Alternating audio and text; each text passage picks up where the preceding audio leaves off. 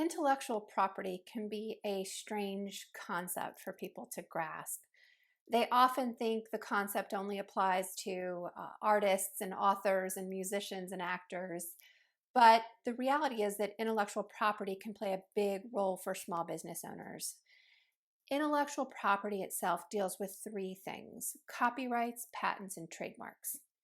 For service professionals, the most common types of intellectual property are only copyrights and trademarks.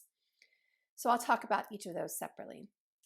The idea of copyrights is that what you create for your own business can be copyrighted. And maybe it's manuals, books, diagrams, videos like this, drawings, checklists, procedures, podcasts, and so forth.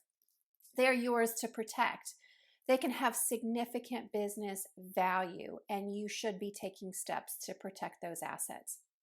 The other way copyrights come into play is when we create something for our clients. These are creations that usually belong to our clients.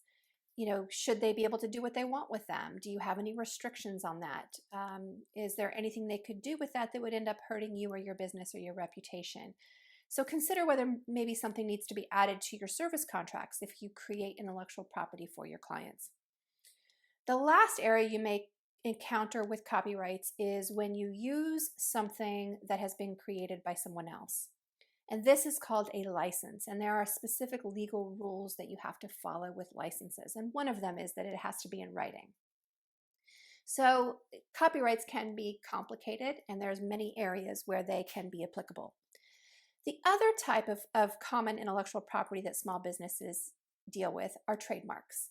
And a trademark relates to the brand or how a business or service is represented in the marketplace.